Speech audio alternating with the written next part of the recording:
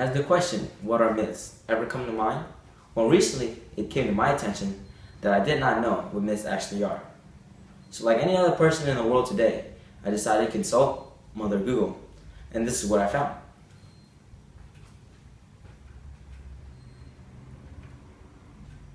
Many myths come from all around the world.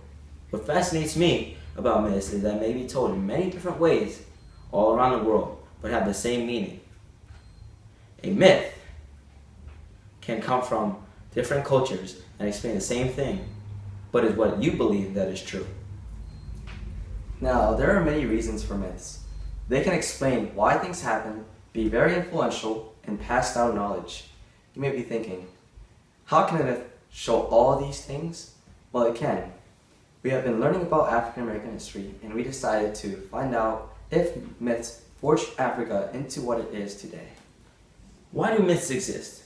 Well, to explain why things happened, let's first talk about one myth that you might know. It derives from ancient Greece. It's about unleashing evil into the world. Did you guess it? Pandora's box. Greeks believed that Pandora, the first woman on earth, was the cause of hardships and illnesses in the world. She was created by Zeus and was cursed with curiosity.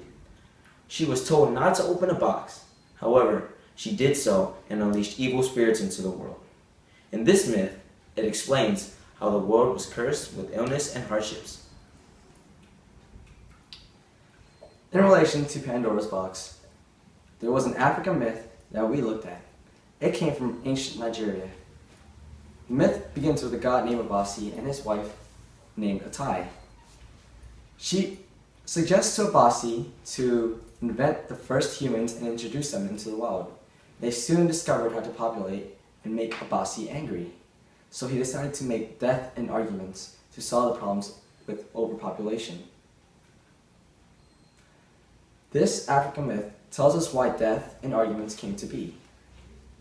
These myths tell us how ancient Greeks and ancient Nigeria believed why terrible things happen, and it shows us that they had their own way of telling how these certain things happened in different cultures. Now, myths are very influential. Some people actually go by what myths say and let it influence them in their everyday life.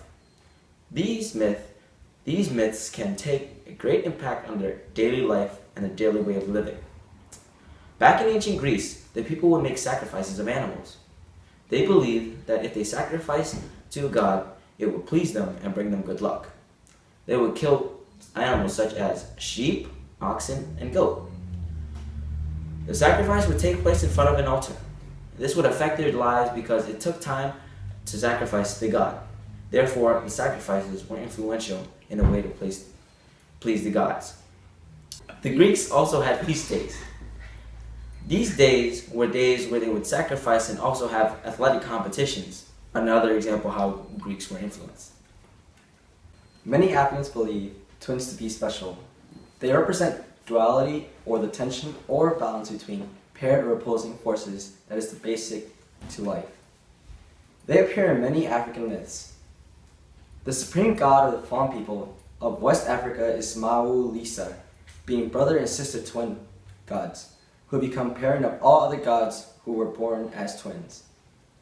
It tells you how people perceive the world, like how people from West Africa believe that twins were special due to their belief of their own gods.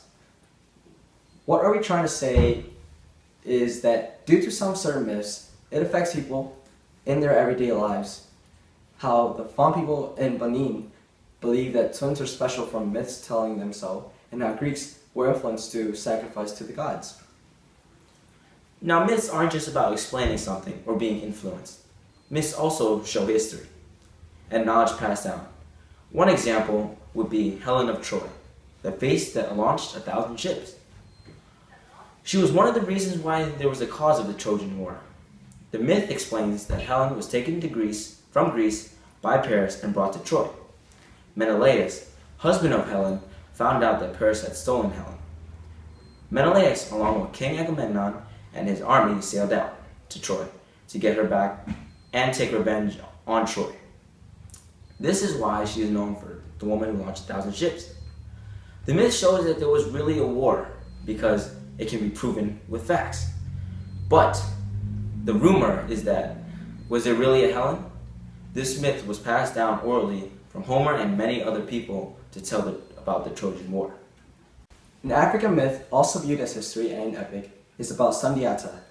It is another popular myth in which Groits, who are referred to as keepers of history, had traditionally retold the story of ancient kings and emperors of Old Mali. It is about a king who had multiple wives, but most importantly, 2 wives that had sons. He had a prophet tell him that the next best ruler would come from an ugly woman. Sandiata was the firstborn son and was entitled to inherit the throne, but he was unable to walk. After the king died, the second son took in control and ended up being a terrible king, and also banished Sandiata and his mother. After some time, news came in that Mali was under attack, and the king did nothing to help. Sandiata came to help and won. He also took the crown and took over being a great king. This myth has been passed down from generations about the bringing of Mali. Even though some aspects are considered history, it is viewed as a myth and due to the fact that it has been orally read and brought from such a time back. The story about Helen and how she caused the Trojan War is a myth. It cannot be proven, but what is for certain is that there was a war between Troy and Greece. The story of Sandiata is also a myth, since it has been orally read throughout time and it could have changed from time to time. But what is already known is that there was a time in which the things from this myth happened. Most of the myths were stated, you can see why they relate. Even though they had no contact with each other, people from ancient Greece and Africa most of the time had the same conclusions about myths, such as how bad things in the world came to be. They both were different stories, but they also told you the same thing. Africa may have been different, but the way we think would most likely be the same. We'd always make up different reasons to tell you the same. Africa and every other race had the same and different thoughts just for the same reason. In conclusion, myths have many reasons of why they are created. There are many more reasons for myths besides the ones we explained. Myths come from all different cultures and were able to explain the exact same thing in many ways. Therefore, myths can be broad. Some of the myths we explain could be something you relate to. Just think about your religion. Is there any myths that you can think of? What do you think the reason of that myth is? And that's our TED Talk. Thank you. Thank you very much. Namaste. ありがとうございます。